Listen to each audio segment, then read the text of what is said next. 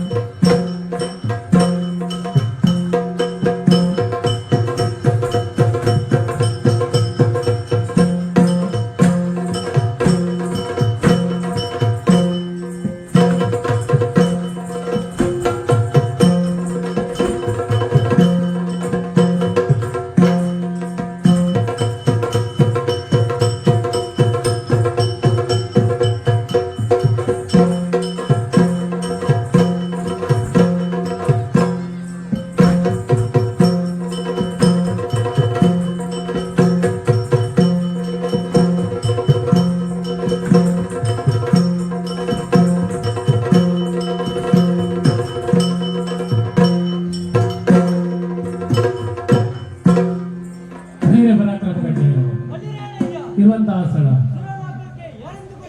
ದೇವೇಂದ್ರ ಮಹಾಪ್ರಭುವಿನ ಕೈ ಬಂದಿದ್ದಾರೆ ಹೊರಟು ಬಂದಂತಹ ಗಾನ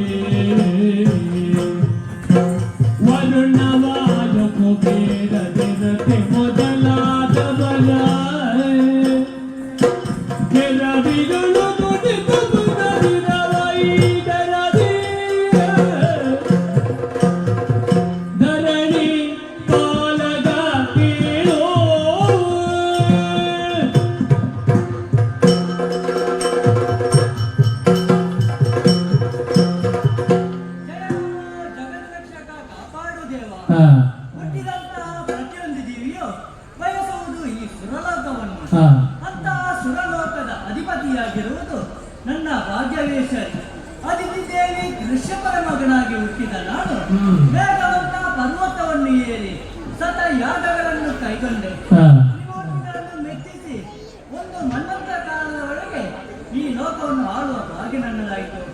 ಇಲ್ಲಿ ಬೇರೆ ಬೇರೆ ಪ್ರಭೇದಗಳಿವೆ. ಗಂಧರ್ವ, ಯಕ್ಷ, ಕಿನ್ನ, ಕಿಂಪುರುಷರು ಎಲ್ಲರೂ ಸೇರಿ ದೇವತೆಗಳಾಗಿದ್ದಾರೆ.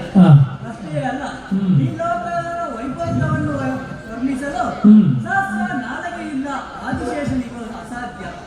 ಚಿಂತಿಸಿದನ್ನು ಕೊಡುವಂತಹ ಚಿಂತಾಮಣಿ, ಕಲ್ಪಿಸಿದನ್ನು ಕೊಡುವಂತಹ ಕಲ್ಪವೃಕ್ಷ, ಕಾಮಿಸಿದನ್ನು ಕೊಡುವಂತಹ ಕಾಮಧೇನು, ಒಂದ ಎರಡ ಹೇಳುವುದಕ್ಕೆ ಐರಾವತ, ಇರುವುದಕ್ಕೆ ವಜ್ರಾಯುಧ, ಇಷ್ಟೆಲ್ಲ ನನ್ನ ಬಳಿ ಇದೆ. ಇನ್ನು ಈ ಸಭೆಗೆ ಆಗಮಿಸಿದರೆ ಬ್ರಹ್ಮಾದಿ ತರುಣಿಯರ ನರ್ತನ, ಚಿತ್ರಸೇನನ ಗಾಯನ, ವರುಣ, ವಾಯು, ಕುಬೇರ, ನಿರುತಿ ಮುಂತಾದ ಅಷ್ಟದಿಕ್ಪಾಲಕರ ರಕ್ಷಣೆ ಈ ಸಭೆಗಿದೆ. ಆದರೆ ಈ ಒಂದು ಮಾತು ನೆನಪಾಗುತ್ತಾ ಇದೆ. ಅಯ್ಯ ಸುಮನಸರೇ, ಸುಮನದರು ಲಾಲಿಪುದೋ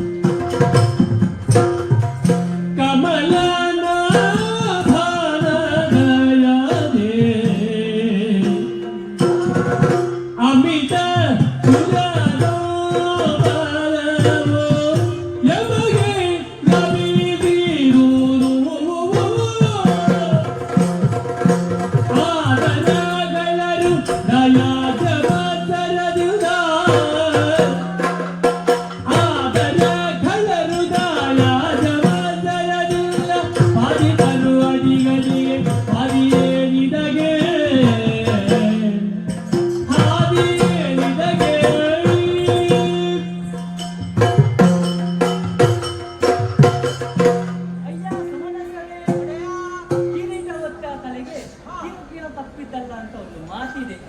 ಹಾಗೆ ನಮ್ಮ ಸ್ಥಿತಿ ಈಗ ಇಲ್ಲಿ ಹಲವಷ್ಟು ಸುವಸ್ತುಗಳಿವೆ.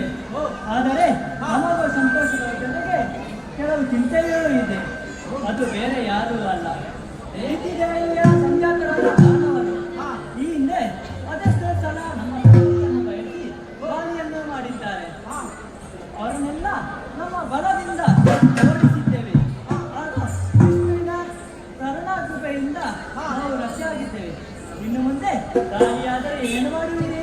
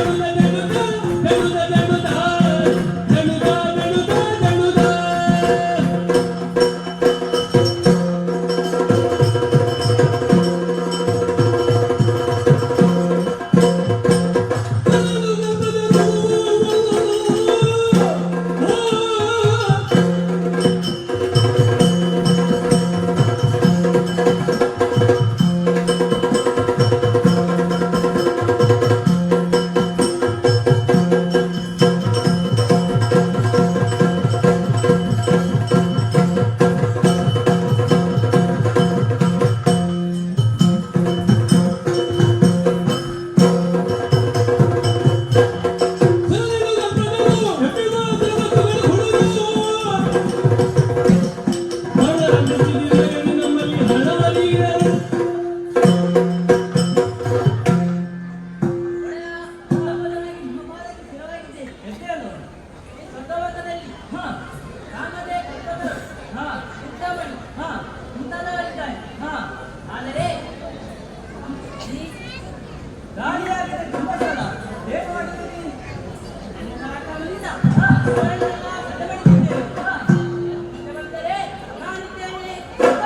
ಬಲುದೋ ಜವಾದೇನ ನೀವೆಲ್ಲ ಗುಡಿಗೆ ನೀವೆಲ್ಲ ಗುಡಿಗೆ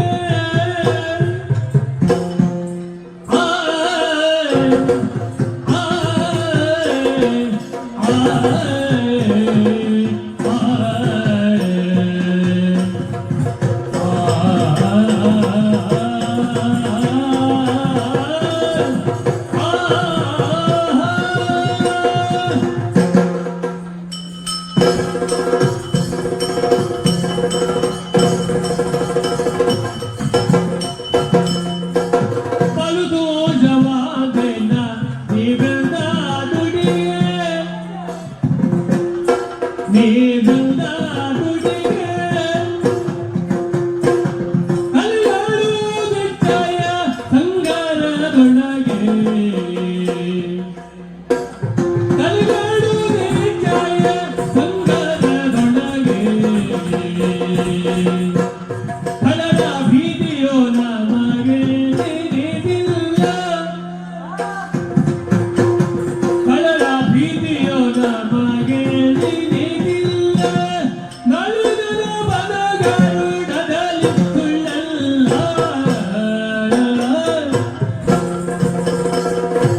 ಬಲುದೋ ಜವಾದೇನ ನೀವೆಲ್ಲ ನುಡಿಗೆ ಕಲಿಗಳು ನಿಶ್ಚಯ ಸಂಗರದೊಳಗೆ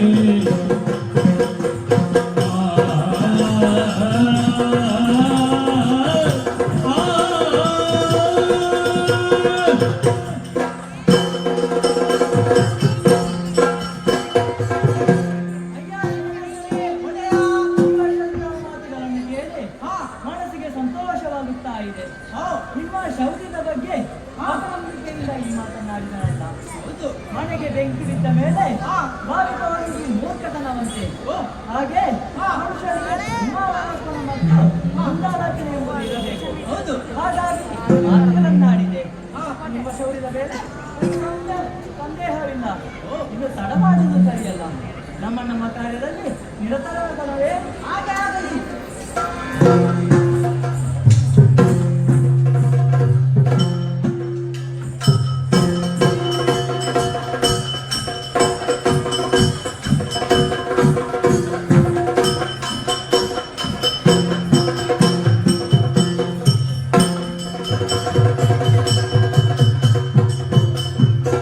ಕನ್ನಡದಲ್ಲಿ ಕೇಳಿದ್ದ ಗುರುಮನೆ ಸುರನ ಬಾರಿ ಬಲಿಗೆಲ್ಲ ಮೊಗಲುದೆ ಇರುಗಿರ ಮುನ್ನರಗಳ ಅಳಿದು ಕರ್ಪೂರ ಅನ್ವಯದಿ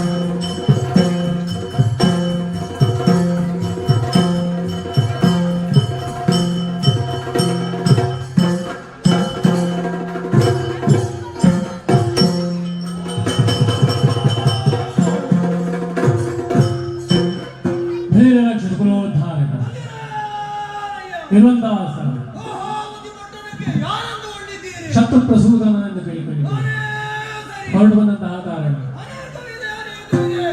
ಕುಲಶತ್ರು ಪ್ರಸೂದನವು ಓ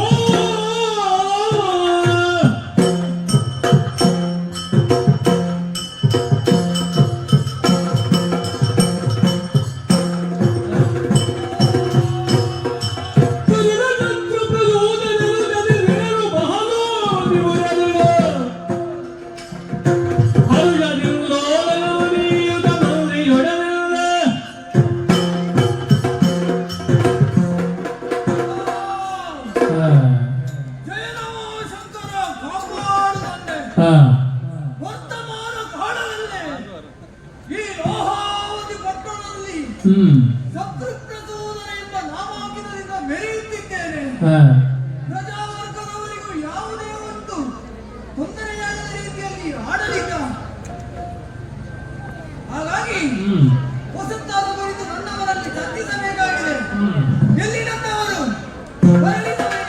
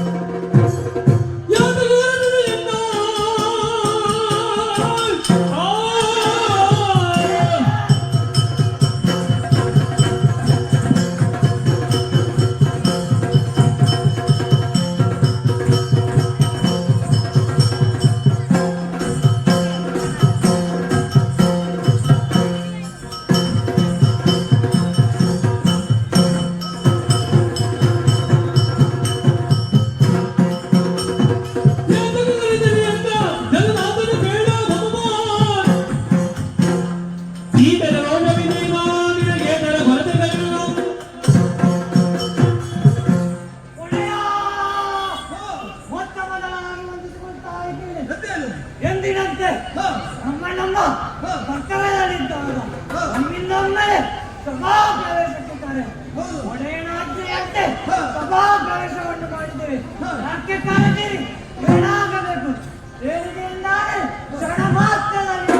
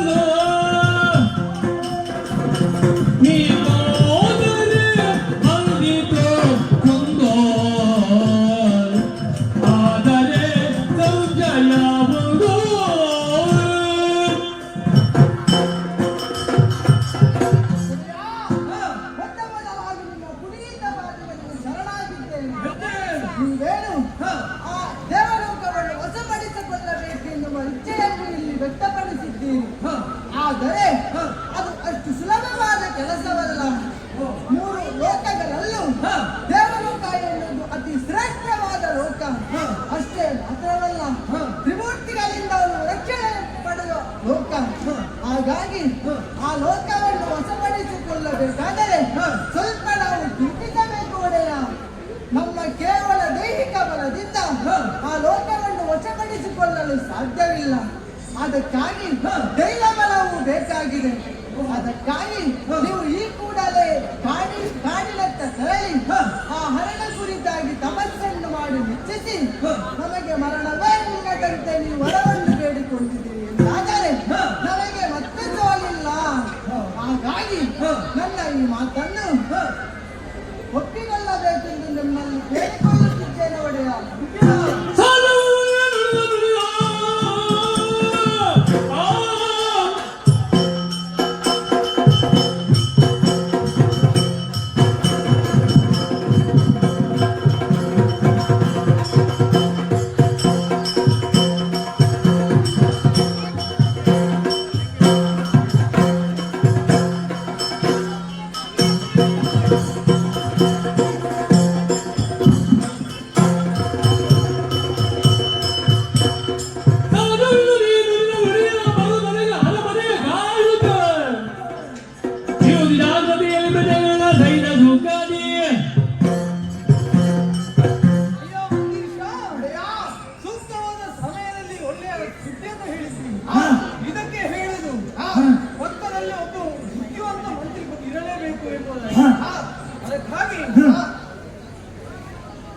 ತಪಸ್ಸನ್ನಾಚರಿಸುವುದಕ್ಕಾಗಿ ನೇರವಾಗಿ ಕಾಡಿಗೆ ನಡೆಯುತ್ತೇನೆ.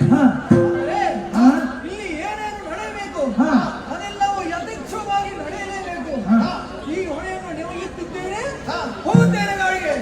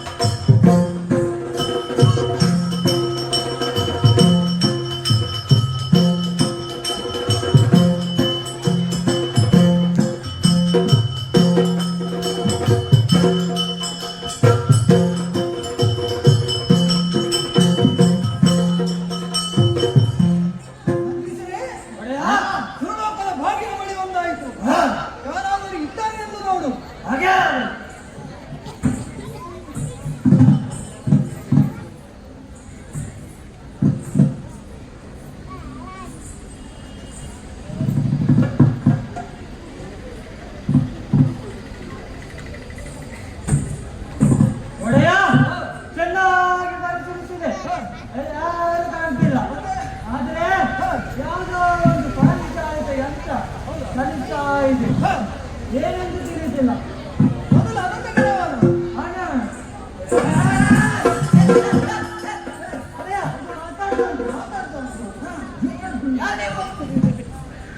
ಒಬ್ಬೊಬ್ಬರಿಗೆ ಅಧಿಕಾರವಿಲ್ಲ.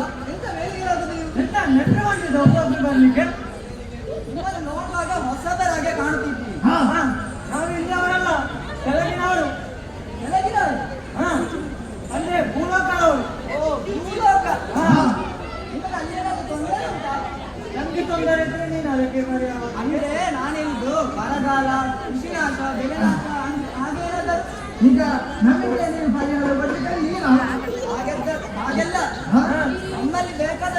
ಉಂಟು ಹಾ. ನಿಮಗೆ ಮಾಡಿ ಕೊಡುತ್ತೇನೆ.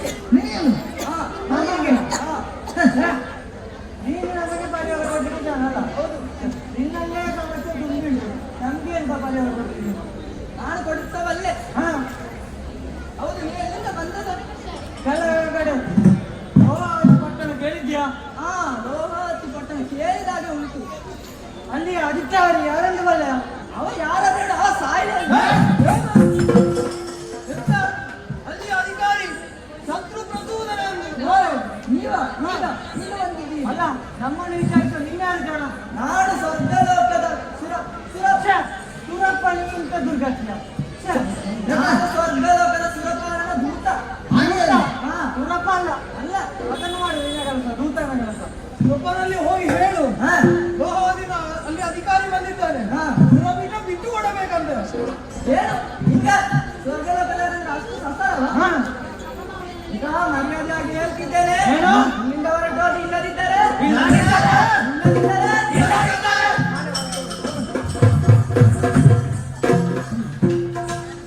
ದೂತನ ಮೂಲಕ ಸಂದೇಶವನ್ನು ಕಳಿಸಿದ್ದಾಯಿತು. ಹಾ. ಮುಂದಿನ ನಿರೀಕ್ಷೆಯಲ್ಲಿ ಇರೋಣ.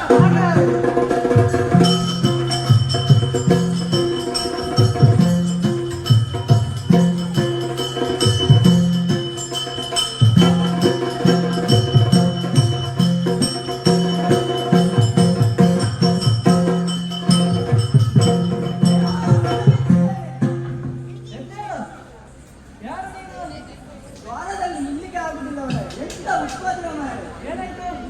ಕೇಳಿ ಸಾಧಿಸಬೇಕು. ಕೇಳೋ ಗೆಳೆಯ ಪುರುಹೂತ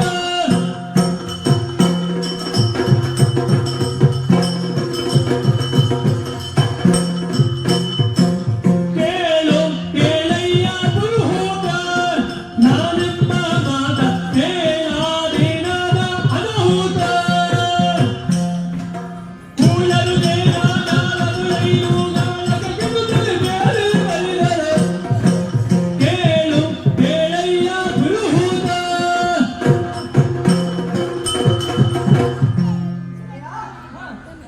ಹೊರಗಾಗಿ ವಂಚಿಸಿಕೊಂಡಿದ್ದೇನೆ. ಏನು? ಎಂದಿನಂತೆ ನಿಮ್ಮ ಅಪ್ಪನನ್ನು ಹೊತ್ತು ಹೊರದ ನನ್ನ ಅಪ್ಪನನ್ನು ನೋಡ್ಲಿಕ್ಕೆ ನೀನ್ಯಾರ ಹಾಗೆಲ್ಲ ಒಡೆಯ. ಮತ್ತೆ ಎಂದಿನಂತೆ ನಿಮ್ಮ ಅಪ್ಪನನ್ನು ಹೊತ್ತು ಹೊರದಾರಲ್ಲಿದ್ದಾಗ ಹಾ ಅಲ್ಲಿ ಒಂದು ಕಿಕ್ಕುಡಿ ಬಂತು. ಕುಡಿಲಿಕ್ಕೆ ಏನಾದ್ರು ಇಷ್ಟ ಹಾಗೆಲ್ಲ ಒಡೆಯ. ಮತ್ತೆ ಕಿಕ್ಕುಡಿ ಅಂದ್ರೆ ಸೇನೆ ಇದೆಯಲ್ಲ, ಸೇನೆ. ವಾ, ಸೇನಾ ತುಕಡಿ ಹಾ, ಹೌದು. ಏನಂತೆ ಅವರು ಒಂದು ದೊಡ್ಡ ಸೇನೆಯ ಸಮೇತ ಬಂದಿದ್ದಾರೆ. ಓಹೋ ಲೋಹಾವತಿ ಪಟ್ಟಣದವರಂತೆ. ಹಾ ಅಲ್ಲಿಯ ವರ್ತಮಾನದ ಅಧಿಕಾರಿ ಹಾ ಶತ್ರು ಪ್ರಸನ್ನ ಬಂದಿದ್ದಾನೆ. ಯಾಕೆ ಬಂದನಂತೆ ಅದು ಶತ್ರು ಪ್ರಸನ್ನ.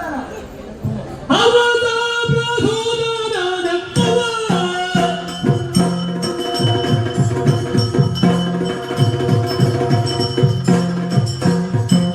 ಅರದ ಪ್ರಸೂನನಪ್ಪವ ಪಪ್ಪನ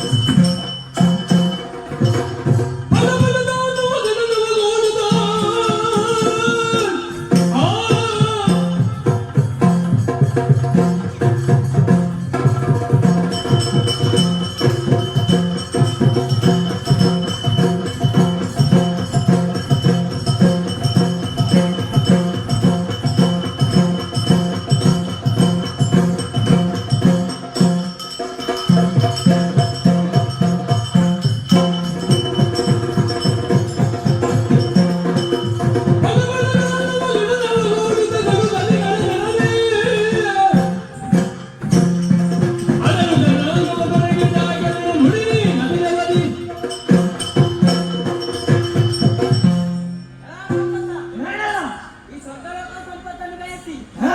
ಈ ತನಕ ಬಂದಿದ್ದೀಯಾ? ಹಾ. ಇನ್ನು ಒಂದು ಹೆಜ್ಜೆ ಮುಂದಿಟ್ಟರೆ ಅಜ್ಞಾತ ನಾನು ಬಂದಿದ್ದೇನೆ. ಬದುಕಬೇಕೆಂಬ ಆಸೆ ಇದ್ದರೆ ಇಲ್ಲಿಂದ ತೆರಳು.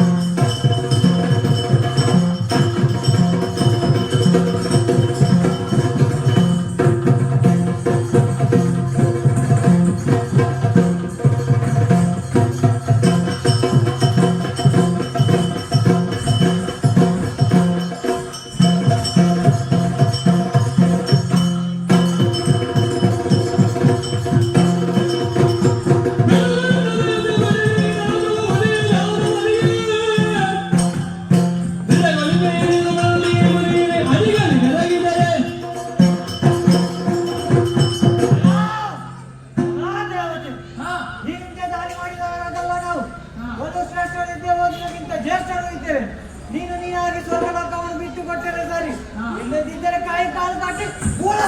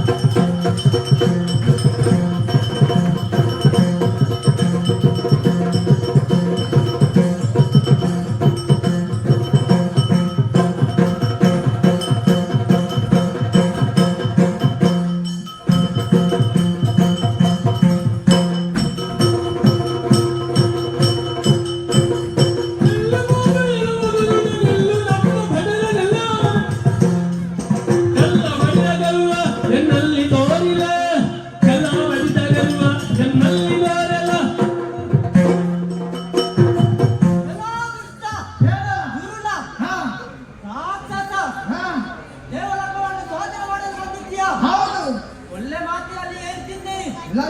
ನಿನ್ನ ಎದುರು ಬಂದದ್ದು ಬೇರೆ ಯಾರಲ್ಲ, ದೇವತೆಯ ಒಬ್ಬರಾದ ಕರುಣೆ ನಾನು. ಒಳ್ಳೆ ಮಾತಲ್ಲಿ ಹೇಳ್ತೀನಿ, ಬಂದ ದಾರಿಯಲ್ಲಿ ಹೋದ್ರೆ ಸರಿ, ಇಲ್ಲದಿದ್ದರೆ ಬೆರಳ ಬಗ್ಗೆ ಆಗ್ತದೆ.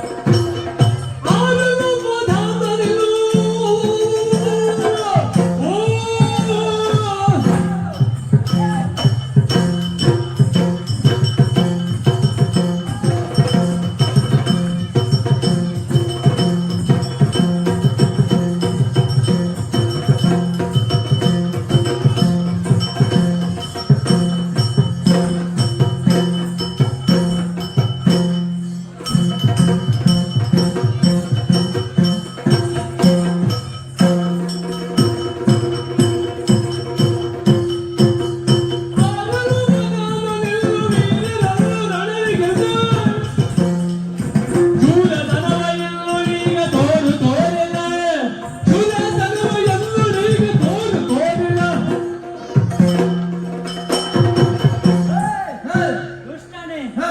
ಅತಿಕ್ರಮವಾಗಿ ಪ್ರವೇಶಿಸಿದೆಯಾ ಹ. ಬಂದಂತಹ ದಿಕ್ಪಾಲಕರನ್ನು ಹೊಡೆದಾಡಿಸಿದ್ಯಾ ಹೌದು.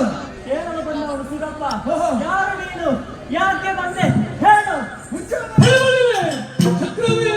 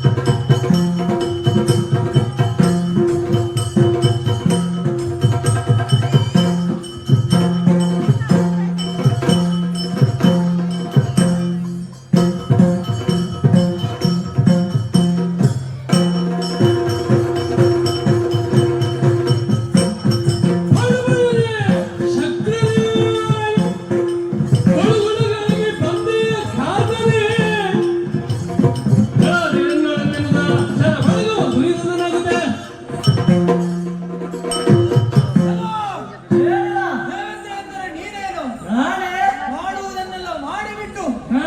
ಈಗ ಏನು ತಿಳಿಯಲಾಗಿ ಮಾಡ್ತಿದ್ದೀಯೋ ಪಾಪಿ. ಓಹೋ ಈ ಸ್ವರ್ಗಲೋಕವು ಹಾ. ನಮಗೂ ಪಾಡುವಿದೆ ಅದರಲ್ಲಿ. ಹಾ.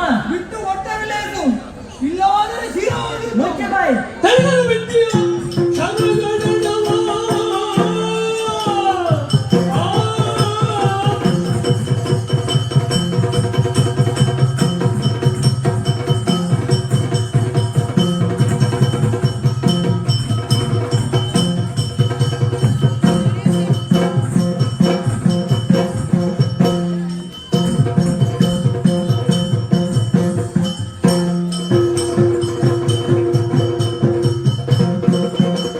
ತಲೆಗಳು ಬಿಟ್ಟಿಯ ಚಂದ್ರಗಡನವ ದೂರ ಸೇರಿಕೊಂಡರೆ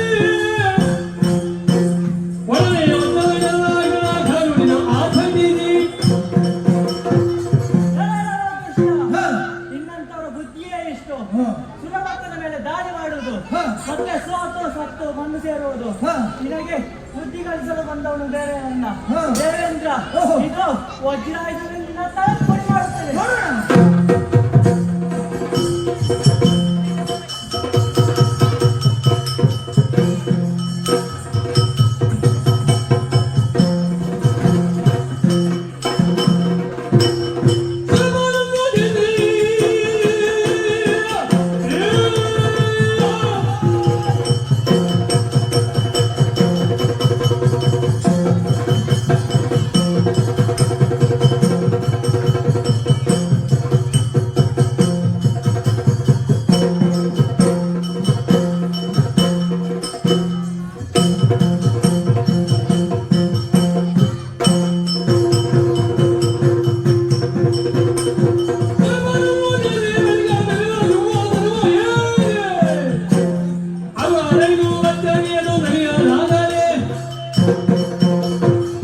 ನಮ್ಮಿಂದ ಬರಿದಾಗಿದೆ.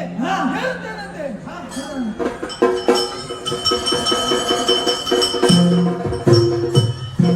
ಶತ್ರುಘ್ನ ಪ್ರಭುಗಳಿಗೆ ಜಯವಾಗಲಿ ಶತ್ರುಘ್ನ ಪ್ರಭುಗಳಿಗೆ ಜಯವಾಗಲಿ ಜಯವಾಗಲಿ. ಪ್ರಭುಗಳಿಗೆ ಶುಭವಾಗಲಿ ಯುದ್ಧದಲ್ಲಿ ದೇವೇಂದ್ರ ಓಡಿ ಹೋಗಿದ್ದಾನೆ. ಇನ್ನು ನನ್ನ ಆದ್ಯತೆ ಇಲ್ಲಿ ಎಲ್ಲೋ ನಡೆಯಲಿಕ್ಕದು. ಋಷಿ ಮುನಿಗಳು ಅವರ ಯಾಗದ ಆಫೀಸನ್ನು ನಮಗೆ ನೀಡಬೇಕು. ನಿಮಗೆ ಈ ಎಲ್ಲ ವಸ್ತುಗಳನ್ನೆಲ್ಲ ಕೊಂಡೊಯ್ದು ಅನುಭವಿಸಿ ಯುದ್ಧ ಮಾಡಿ ಬಹಳ ಆಯುಧವಾಗಿದೆ. ಸ್ವಲ್ಪ ವಿಶ್ರಾಂತಿಯನ್ನು ಪಡೆಯೋಣ.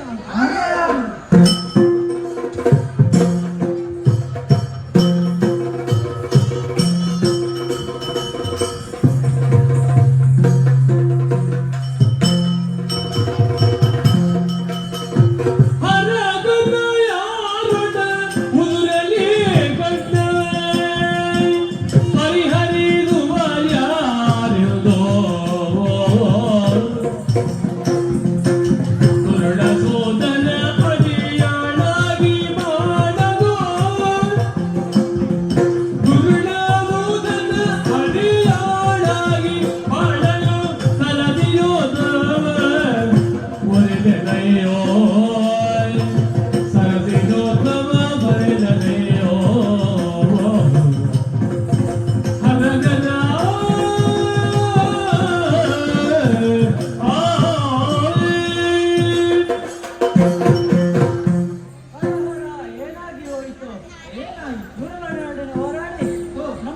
ಸಾಲಾಗದೆ ಸೋತಾಯಿತು. ಹೌದು. ಏನು ಅವನಿಗೆ ಹೊರದ ಬಲವಿದೆ, ಹಾಗಾಗಿ ನಮ್ಮ ಸೋಲಾಯಿತು. ಇನ್ನು ಏನು ಮಾಡುವುದು? ಇದ್ದನಲ್ಲ ಶ್ರೀಹರಿ, ಅವನ ಪಾದವಳಿಯೇ ನಮ್ಮ ಕಷ್ಟಗಳನ್ನೇ ಹೇಳೋಣ. ಹಾಗೆ ಆಗಲಿ.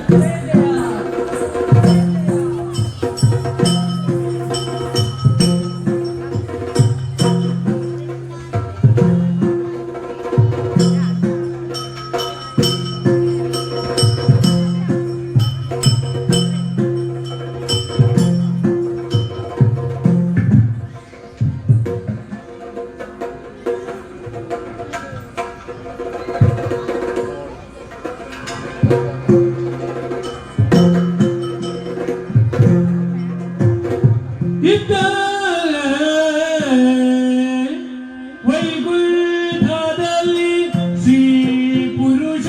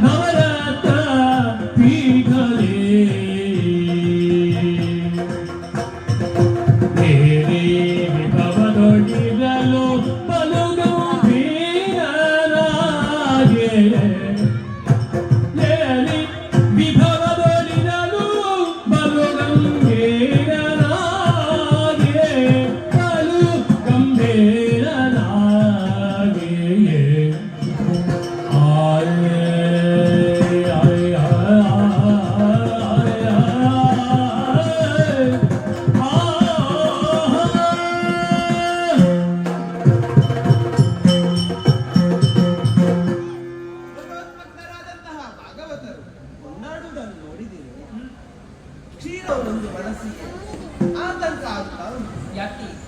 ಯಾರೋ ಒಬ್ಬರು ಮನಸ್ಸಿಗೆ ಹತ್ತಿರ ಆದವರು ನಮ್ಮಿಂದ ದೂರ ಆಗುತ್ತಿದ್ದಾರೆ ಎನ್ನುವಂತಹ ಸಂಕೋಚ ಆಗುತ್ತಾ ಉಂಟು.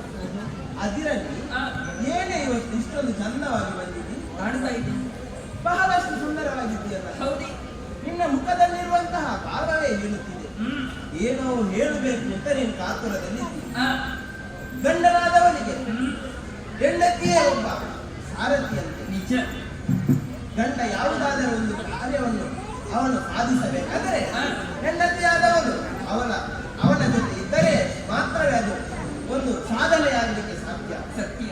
ಅಂತಹ ಒಬ್ಬ ಹೆಂಡತಿಯಾಗಿ ಮಾಧವನಾದಂತಹ ನನಗೆ ಲಕ್ಷ್ಮಿಯಾಗಿ ಆದರೆ ನಿನ್ನ ಮುಖಭಾವ ಹೇಳುತ್ತಿದೆ ಅಲ್ಲ, ಏನಮ್ಮ ಏನು ಹೇಳಬೇಕು? ಹೇಳಬೇಕು ಅವಕಾಶ ಉಂಟು. ಖಂಡಿತವಾಗಿ ಹೇಳಬೇಕು. ಏನ ಬಲ್ಲಿದೆ ಪತಿ ಪತಿಯೇ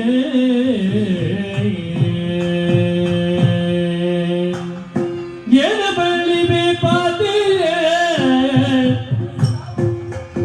ಗೈದ ಅಘಟವ ಏನ ಬಲ್ಲಿದೆ ಪತಿಯೇ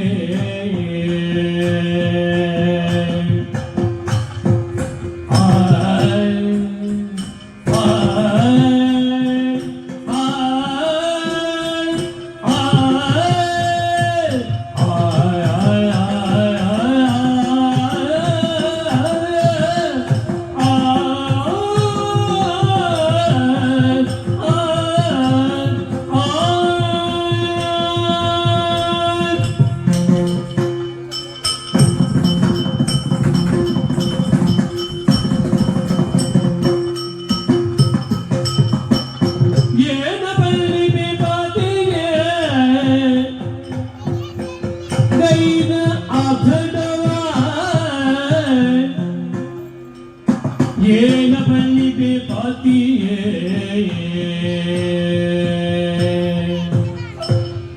ಏನ ಗುರುವಿಗೆ ದಾನನುದ ಕೈ ಜೋಡಿಯಲಿ ಎಣೆಗಾರೆ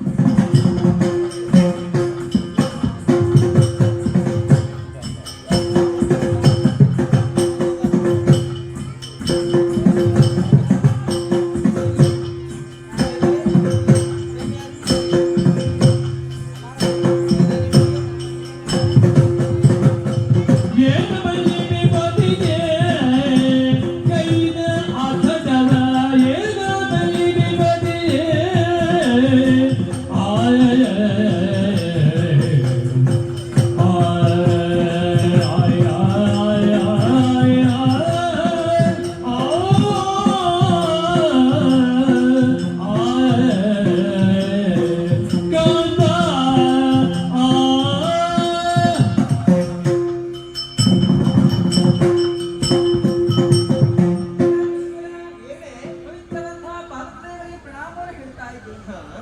ಸ್ವಾಮಿ, ಆದಿಮಾಯಿ ಎಂದರೆ ಅನುಚಿದಂತಹ ಮೂರು ಮೂರ್ತಿಗಳಲ್ಲಿ ಓರ್ವರಾದವರು ತಾವು. ಹೌದು. ಸೃಷ್ಟಿಯನ್ನು ಪಾಲಿಸುವಂತಹ ಕಾರ್ಯದಲ್ಲಿ ಅಗ್ರರಾದರು ತಾವು. ಹೌದು. ಈ ವೈಕುಂಠ ಲೋಕದಲ್ಲಿ ಹ. ಶೇಷ ಶಯನನಾಗಿ ಹೊತ್ತಿಗೆ ಪೌಡಿಸಿ ಹ. ಹೃದಯ ವಾಸಿನಿಯಂತಹ ಲಕ್ಷ್ಮಿಯಿಂದ ಪಾದಸೇವೆಯನ್ನು ಪಡೆಯುತ್ತಾ ಇತ್ತು. ಹ. ಹ. ಸ್ವಾಮಿ, ಹಿಂದಿನ ಹಾಗೆ ಬಳಿ ಕುಳಿತಿರುವಂತಹ ಹೊತ್ತಿಗೆ ಹ. ಕ್ಷಣದಲ್ಲಿ ಕೇಳಿದಂತಹ ಮಾತು, ಹೌದು. ಲಕ್ಷ್ಮಿ ಹ. ಹೇಳುವುದಕ್ಕೆ ಏನಾದರೂ ಇದೆ ಎನ್ನುವ ಹಾಗೆ, ಹ. ಅವಕಾಶ ಬೇಕು ಎನ್ನುವ ಹಾಗೆ ಲಕ್ಷ್ಮಿ ಸದಾ ಕಾಯುತ್ತಾ ಇದ್ದಳು. ಅವಕಾಶ ಕೊಡುವವನೇ ಗಂಡನಲ್ಲವೇ? ಅಲ್ವೇ? ಆ ಅವಕಾಶ ಎಂದು ಲಕ್ಷ್ಮಿಯ ಬದುಕಿನಲ್ಲಿ ಒದಗಿ ಬಂದದ್ದು ಹೌದು. ಹ. ಆದರೆ ಕಾಯುತ್ತಾ ಇದ್ದವಳಿಗೆ ಹೇಗೆ ಪ್ರಾರಂಭಿಸಬೇಕು ಎನ್ನುವ ಹಾಗೆ ಅರ್ಥವಾಗುತ್ತಾ ಇದೆ. ಹೇಳುವುದಕ್ಕೆ ಅಷ್ಟುಂಟು ಸ್ವಾಮಿ. ನನ್ನವರು ಸಾಮಾನ್ಯದವರು ಸ್ವಾಮಿ. ಮಾತು ಪಾಲನಾ ಕಾರ್ಯವನ್ನು ಕೊಟ್ಟರುಂತಾದರೂ ಕೂಡ ಏಕಕಾಲದಲ್ಲಿ ಸೃಷ್ಟಿಸಿ ಪಾಲಿಸಿ ಲಯಗೊಳಿಸುವಂತಹ ತಾಕತ್ತು ನನ್ನವರಿಗೆ. ಯಾಕೆ ಮಧುಸೂದರ ಮಧು ಕೈಟವರ ಬದಲವೇ ಇದಕ್ಕೆ ಕಾರಣ. ಮಧು ಕೈಟವರನ್ನು ಸೃಷ್ಟಿಸಿದವರು ನೀವೇ, ಅವರನ್ನು ಪಾಲಿಸಿದವರು ತಾವು, ಅವರ ಕಾಲದಲ್ಲಿ ಲಯಗೊಳಿಸಿದವರು ತಾವೇ. ಹಾಗಾದ್ರೆ ನ್ಯೂನತೆ ಇಲ್ಲಂತಹ ಈ ವೈಕುಂಠದಲ್ಲಿ ಅಚ್ಯುತ ಇಲ್ಲದೆ ಅಂತಹ ಅಚ್ಯುತನಾಗಿ ನಡೆಯುತ್ತಾ ಇತ್ತು. ನನ್ನ ಬಗ್ಗೆ ನಾನು ಹೇಳಬೇಕು ಸಮುದ್ರ ಮತನ ಕಾಲಕ್ಕೆ ಸುರಾಸುರರು ಪಾತ್ರರನ್ನು ವಧಿಸಿ ನನ್ನನ್ನು ಮೇಲೆ ತಂದರು. ಆ ಕಾಲಕ್ಕೆ ನನ್ನ ಕೈಗೆ ಒಂದು ಪುಷ್ಪಮಾಲಿಕೆಯನ್ನು ಕೊಟ್ಟು, ಈ ಪುಷ್ಪಮಾಲಿಕೆಯನ್ನು ಯಾರಿಗೆ ನೀನು ಹಾಕುತ್ತಿ ಎನ್ನುವ ಹಾಗೆ ಕೇಳಿದಾಗ ಮನಸ್ಸಿಗೆ ಒಂದಷ್ಟು ಯೋಚನೆ. ಮದುವೆಯ ವಿಚಾರವನ್ನು ಹೆಣ್ಣು ಮದುವೆಯಾಗಬೇಕು ಅಂತಾದ್ರೆ 100 ಬರಿ ಯೋಚನೆ ಮಾಡಬೇಕು. ಹಾಗಾದ್ರೆ ಅಶಾಂತವಾದಂತಹ ವಾತಾವರಣದಲ್ಲಿ ಪ್ರಶಾಂತವಾದಂತಹ ನಿಮ್ಮ ಬದಲವನ್ನು ಕಂಡು ನೀವೇ ನನಗೆ ಸರಿ ಎನ್ನುವ ಹಾಗೆ ನಾನು ಅರ್ಥವಿಸಿಕೊಂಡೆ. ಕೊಟ್ಟಂತಹ ವರುಣ ಮಾಲಿಕೆಯನ್ನು ನಿಮ್ಮ ಕೈ ಕರುಣೆ ಹಾಕಿದವರು ನನ್ನನ್ನು ನೀವು ವರಿಸಿಕೊಂಡು ಲಕ್ಷ್ಮೀ ನಾರಾಯಣರೆನ್ನುವ ಹಾಗೆ ಲೋಕಮುಖದಲ್ಲಿ ಪ್ರಚಲಿತವನ್ನು ಪಡೆಯುತ್ತಾ ಇದ್ದೀರಿ. ಹಾಗೆ ಬಂದಂತಹ ಭಕ್ತರನ್ನ ಸದಾ ಪಡೆಯುವಂತಹ ಕಾರ್ಯವನ್ನು ನೀವು ಮಾಡುತ್ತಾ ಇದ್ದೀರಿ. ಹಾಗಾಗಿ ನಿಮ್ಮನ್ನು ಹೊಗಳಬೇಕು, ನಿಮ್ಮನ್ನು ಕೊಂಡಾಡಬೇಕು ಎನ್ನುವ ಹಾಗೆ ಆಸೆಯಾಗ್ತಾ ಉಂಟು. ಆದ್ರೆ ಇಷ್ಟು ಹೇಳಿದ್ರೆ ಸಾಕು, ನೀವು ಮಾಡಿದಂತಹ ಕಾರ್ಯ ಉಂಟಲ್ಲ ಸ್ವಾಮಿ.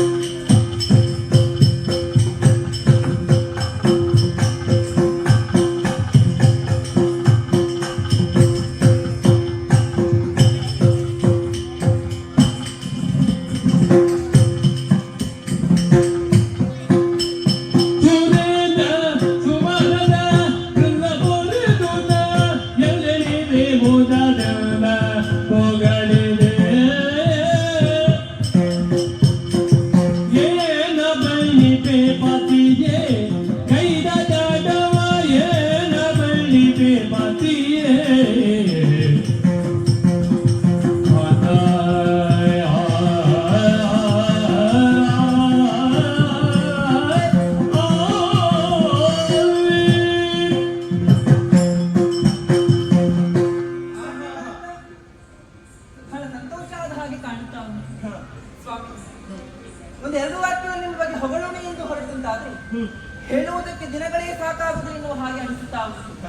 ನಿಮ್ಮ ಕುರಿತು ಹೇಳುವುದಕ್ಕೆ ಸಹಸ್ರ ನಾಲಿಗೆ ಇರುವಂತಹ ಆದಿಶೇಷನಿಗೂ ಸಾಕಾಗಲಿಕ್ಕಿರುವಂತೆ ನಾಲಿಗೆ.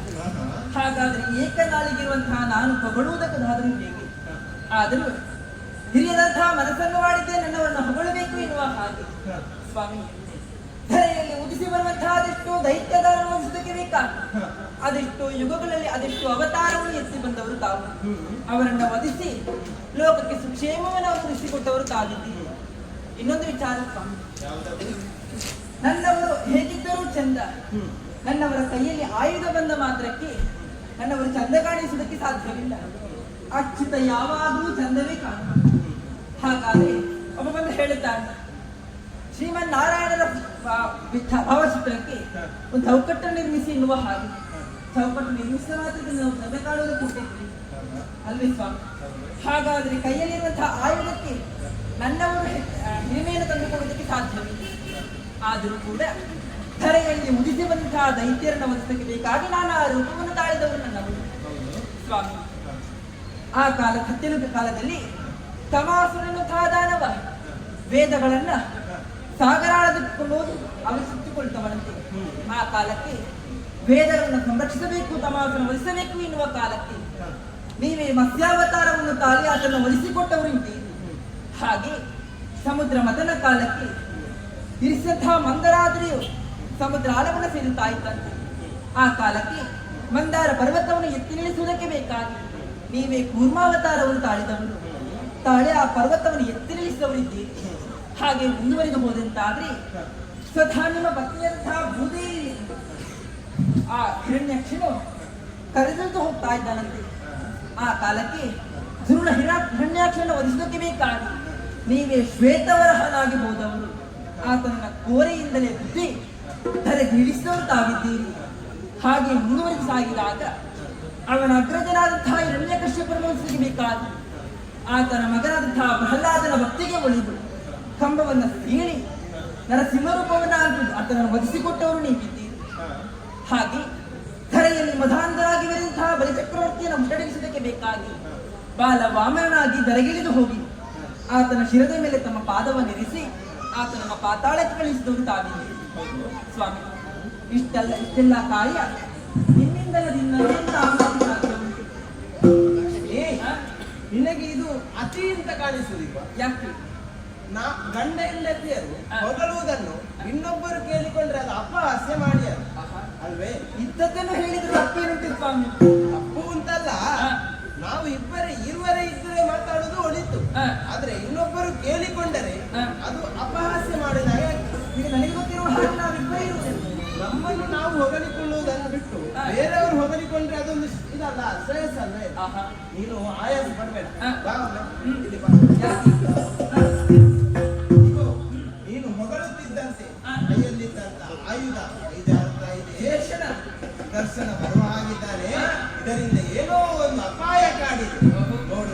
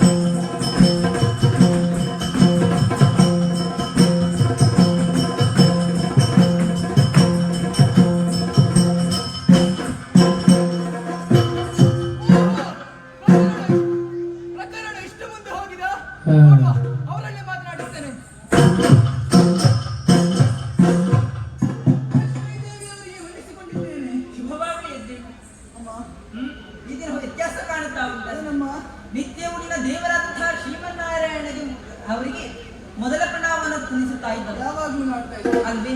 ಆದ್ರೆ ಇಂದು ಅದರಲ್ಲಿ ವ್ಯತ್ಯಾಸ ಕಾಣುತ್ತಾ ಉಂಟು. ಮೊದಲು ಬಂದವನೇ ದೇವಿಗೆ ಪ್ರಣಾಮವನ್ನು ಹೇಳುತ್ತಾ ಇದ್ದ. ಹೌದು. ಇದರಲ್ಲಿ ಮಧ್ವ ಕಾರಣ? ಅಮ್ಮ, ನನ್ನ ನಮಸ್ಕಾರದ ಚಮತ್ಕಾರ ಏನು ಎಂಬುದನ್ನು ತಿಳಿತೀರಾ? ಅಮ್ಮ, ಈ ಲೋಕದಲ್ಲಿ ನಿಮ್ಮನ್ನು ಕೊಂಡಾಡುವುದು ಹೇಗೆ? ಹೇಗೆ? ಲಕ್ಷ್ಮೀನಾರಾಯಣರು ಎನ್ನುವ ಹಾಗೆ. ಸತ್ಯ. ಯಾರಾದರೂ ನಿಮ್ಮನ್ನು ನಾರಾಯಣ ಲಕ್ಷ್ಮೀ ಎನ್ನುವ ಹಾಗೆ ಹೇಳ್ತಾರೆ? ಖಂಡಿತವಾಗಿಯೂ ಇಲ್ಲ. ಇಲ್ವಲ್ಲ? ಅದಕ್ಕಾಗಿ ಮೊದಲ ನಮಸ್ಕಾರ ನಿಮಗೆ. ಹೆಸರಿನ ಹಾಗೆ ಮೊದಲ ನಮಸ್ಕಾರ. ಹೌದು. ಇವನಿಗೆ ನಮಸ್ಕಾರ ಇಲ್ಲ ಅಂತಲ್ಲ. ಏ ನಾರಾಯಣ, ನಮಸ್ಕಾರ. ಯಾವ ರೀತಿ ನಮಸ್ಕಾರ? ನೀವೊಮ್ಮೆ ಭೂಲೋಕಕ್ಕೆ ಹಿಡಿದು ಹೋಗಬೇಕು, ಅಲ್ಲಿ ನೋಡಬೇಕು. ನಮಗೆ ಅತಿ ಹತ್ತಿರವಾದವರಲ್ಲಿ ನಾವು ಹೇಗೆ ನಮಸ್ಕರಿಸ್ತೇವೆ? ನಮಸ್ಕಾರ ಅಲ್ವಾ? ಇನ್ನು ಯಾರಾದರೂ ಗೌರವಾನ್ವಿತರು ಸಿಕ್ಕಿದರೆ ಅವರಲ್ಲಿ ಹೇಗೆ ನಮಸ್ಕರಿಸ್ತೇವೆ? ಹೇಗೆ? ನಮಸ್ಕಾರ ಅನ್ನುವ ಹಾಗೆ. ಇನ್ನು ನಮಗಿಂತ ಕೆಳಗಿನವರನ್ನು ಕಾಣುವಾಗ ನಮಸ್ಕಾರ. ಇವನು ಅತಿಯಾಗಿ ಕೆಳಗೆ ಇಳಿದಿದ್ದಾನಂತ ನಿಮಗೆ ಅರ್ಥ ಆಯ್ತಲ್ಲ? ಖಂಡಿತವಾಗಿ. ಏ ನಾರಾಯಣ, ಏನು ಕೆಳಗಿಂದದೇನು? ಎಂತದು ಇನ್ನೊಂದು? ಅಮ್ಮ, ನೀವು ಪರಿಪರಿಯಾಗಿ ನನ್ನ ಗಂಡನನ್ನು ಹೊಗಳುತ್ತಾ ಇದ್ದೀರಿ. ಖಂಡಿತ. ಅದನ್ನೆಲ್ಲ ಕೇಳಿಸಿಕೊಂಡೇ ಬಂದದ್ದು ನಾನು ಇಲ್ಲಿಗೆ. ಗಂಡ ಹೆಂಡತಿ ಮಾತನಾಡುವಾಗ ಕದ್ದು ಕೇಳಬಾರದು ಅದು ಎನ್ನುವಂತಹ ಸಾಮಾನ್ಯ ಜ್ಞಾನ ಇವನಿಗೆ. ಗಂಡ ಹೆಂಡತಿಯರು ಮಾತನಾಡುವಾಗ ಪಕ್ಕದಲ್ಲಿ ಯಾವನಾದರೂ ಇದ್ದಾನೆ ಎನ್ನುವ ಗೊಡಲು ಬೇಡ ಅಂತ ನಿಮಗೆ. ಓಹೋ. ಅಮ್ಮ, ನಮಗೆ ನಿನ್ನಲ್ಲಿ ಸ್ವಲ್ಪ ಮಾತನಾಡಲಿಕ್ಕೆ ನನ್ನಲ್ಲಿ ಬರ್ಬೇಕು. ಇನ್ನು ಬಿಟ್ರೆ ಅದು ಆಗುದಿಲ್ಲ. ಕೂತ್ಕೋ. ಎಲ್ಲಿಗೆ ಬರದಲ್ಲಿಗೆ? ನಿನ್ನನ್ನು ಲೋಕದಲ್ಲಿ ಹೇಗೆ ಪೂಜಿಸ್ತಾರೆ? ದೇವರು ಎನ್ನುವ ಹಾಗೆ ಪೂಜಿಸ್ತಾರೆ ನಿನ್ನನ್ನು.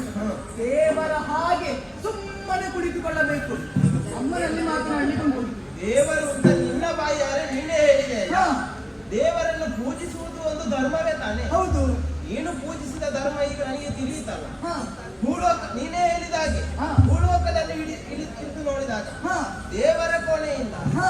ದೇವಸ್ಥಾನದವರೆಗೆ ದೇವರು ಯಾವ ಸ್ಥಾನಮಾನದಲ್ಲಿದ್ದಾರೆ ಅಂತ ನಿನಗೆ ಅರಿವಿದೆ. ಹಾ, ಹೌದು. ಅರಿವಿದ್ದರೂ ಕೂಡ ನೀನೀಗೆ ನಡೆದುಕೊಳ್ಳುವುದು. ಹಾ. ಆಯ್ತಾಯ್ತು. ನಾರಾಯಣ, ನಿನಗೆ ಮಾತನಾಡ್ಲಿಕ್ಕೆ ನಾನು ಅವಕಾಶ ಕೊಡುವುದಿಲ್ಲ ಅಂತ ಇಷ್ಟು ಮಾತನಾಡುದ ನೀನು? ಹಾಗೇನು ಬೇಡ, ಗೊತ್ತಾಯ್ತಲ್ಲ? ಅವಕಾಶ ಕೊಡ್ತೇನೆ. ಯಾವಾಗ ಮಾತನಾಡಬೇಕು? ನನಗೆ ಪೂರಕವಾಗಿ ಏನಾದ್ರೂ ಮಾತನಾಡುದಿದ್ರೆ ಮಾತ್ರ ಮಾತನಾಡಬೇಕು. ಕೃತಜ್ಞತಾ ಪೂರ್ವಕವಾಗಿ ಸ್ವೀಕರಿಸಿ. ಗೊತ್ತಾಯ್ತಲ್ಲ? ಕುಳಿತುಕೋ. ಅಮ್ಮ, ಆಯ್ತೇನಮ್ಮ? ಲಾಲಿ ಪುಜವೇ ತಾಯಿ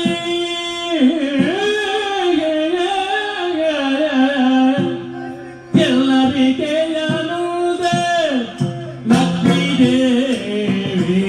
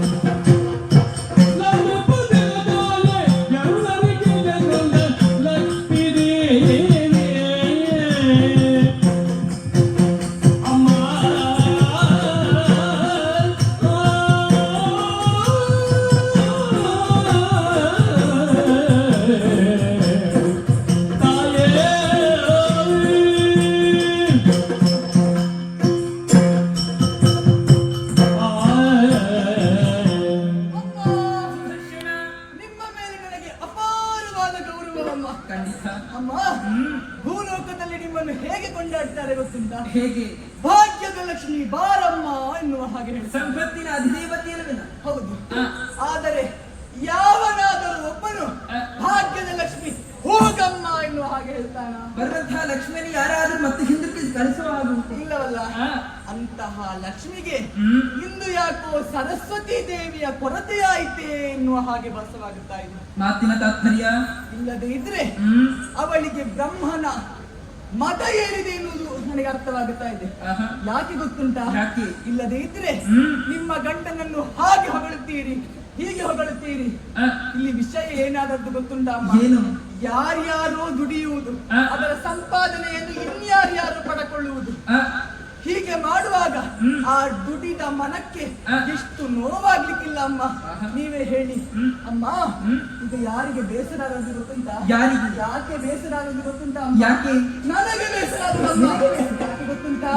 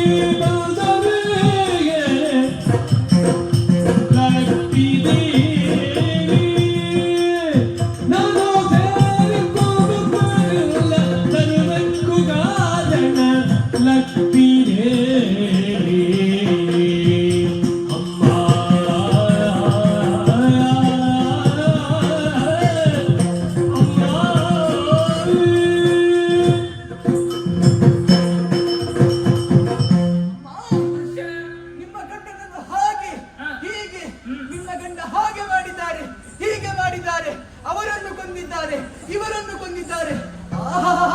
ಗಂಡನನ್ನು ಹೊಗಳುವ ಚಂದವೇ. ಇದ್ದ ವಿಚಾರವನ್ನು ಹೇಳಿದ್ದಾರೆ. ಹೆಂಡತಿಯಾದವಳು ಗಂಡನನ್ನು ಹೊಗಳಬೇಕು, ಹೊಗಳಲೇಬೇಕು. ಯಾರಾದರೂ ಪರಸ್ತ್ರೀ ಗಂಡನನ್ನು ಹೊಗಳಿದ್ರೆ ಅಲ್ಲಿ ಪ್ರಶ್ನೆ ಆಗ್ತದೆ ಅಮ್ಮ. ನೀ ಹೊಗಳಲೇಬೇಕು. ಆದರೆ ಹೊಗಳುವಾಗ ಯಾವುದು ಸತ್ಯ ಯಾವುದು ಮಿಥ್ಯ ಎನ್ನುವುದು ನನಗೆ ಚೆನ್ನಾಗಿ ಅರಿತಿರಬೇಕಿತ್ತಮ್ಮ. ಅಮ್ಮ ಏನು ಗೊತ್ತುಂಟ ನನಗೆ? ಏನು? ಘೋರದಾನವರು ಅವರಕ್ಕೆ ಬಂದಾಗ ನಾನು ಅವರ ಜೊತೆ ಸೇರಿಕೊಂಡುದರಿಂದ ಇದಕ್ಕೆಲ್ಲ ಕಾರಣ ಆಯ್ತಮ್ಮ. ಅಮ್ಮ ಇದು ಸತ್ಯ ಸತ್ಯ.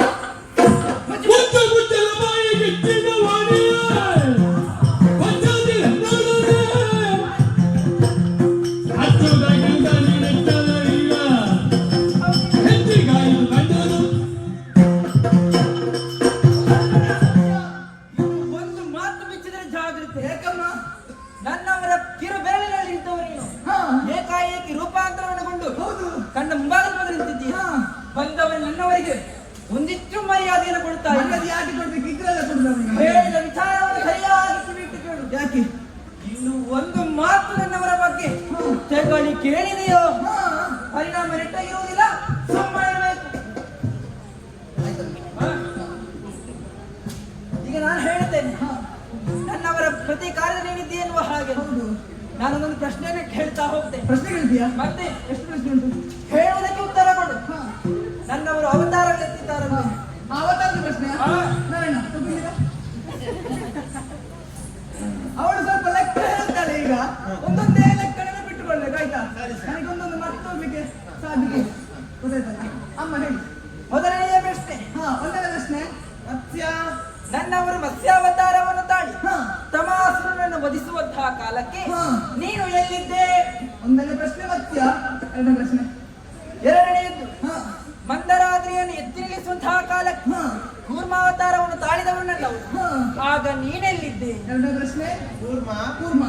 ಮೂರನೆಯ ಪ್ರಶ್ನೆ. ನನ್ನವರು ಹಿರಣ್ಯಾಕ್ಷರನ್ನು ವಧಿಸಿ ಭೂದೇವಿಯನ್ನ ಮರಳಿ ತರುವಂತಹ ಕಾಲಕ್ಕೆ ಶ್ವೇತ ವರಹನಾಗಿ ಕಾಣಿಸಿಕೊಂಡವು. ಈ ರೂಪದಲ್ಲಿ ನೀನು ಕಾಣಿಸಿಕೊಂಡದ್ದು ಎಲ್ಲಿ? ಮೂರನೇ ಅವತಾರ ನರಸಿಂಹ ವರಹ. ವರಹ ಮೂರನೆಯದ್ದು ನರಸಿಂಹ. ನಾಲ್ಕನೆಯದು ನರಸಿಂಹ. ನನ್ನವರು ಪ್ರಹ್ಲಾದನ ಭಕ್ತಿಗೆ ಒಲಿದು ಹಿರಣ್ಯ ಕಶ್ಯಪರನ್ನು ಸ್ಮರಿಸಿದಂತಹ ಕಾಲಕ್ಕೆ ಕಂಬದಿಂದ ನರಸಿಂಹ ರೂಪವನ್ನು ತಾಳಿ ಬಂದವು.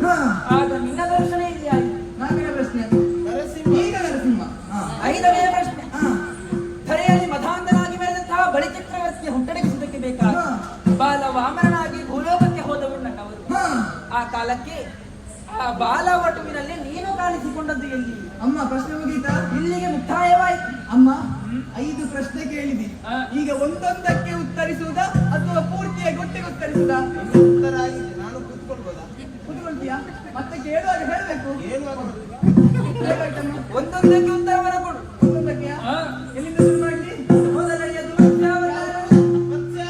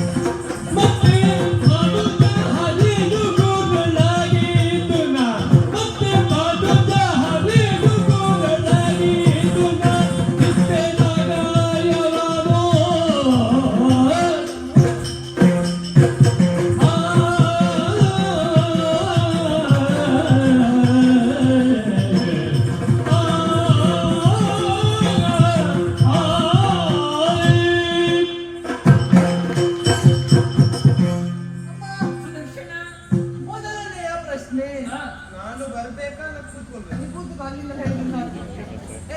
ನಾರಾಯಣ, ಮೊದಲ ಪ್ರಶ್ನೆ ಯಾವುದು? ಯಾವ್ದದು? ಮತ್ಸ್ಯ. ಮತ್ಸ್ಯಾವತಾರ. ಅಮ್ಮ, ನಿಮ್ಮ ಗಂಡ ಮತ್ಸ್ಯನಾಗಿ ಏನು ಮಾಡಿದ್ದಮ್ಮ? ತರೋಸುರನನ್ನು ವಧಿಸಿದ್ದು. ಅಮ್ಮ, ಆ ಕಾಲದಾಗಿ ಮತ್ಸ್ಯನ ಬಾಯಿಯಿಂದ ಕಚ್ಚಿ ಕಚ್ಚಿ ಕಚ್ಚಿ ಕಚ್ಚಿ ಕೊಂದದ್ದ? ಇಲ್ಲ. ಅಲ್ಲವಾ? ಬಾಲದಿಂದ ಬಡಿದು ಬಡಿದು ಬಡಿದು ಕೊಂದದ್ದ? ಮತ್ತೆ ರೆಕ್ಕೆಯ ಮುಖೇನವಾಗಿ ಆ ರೆಕ್ಕೆ ಯಾರು? ಯಾರು? ಆ ರೆಕ್ಕೆ ನಾನು.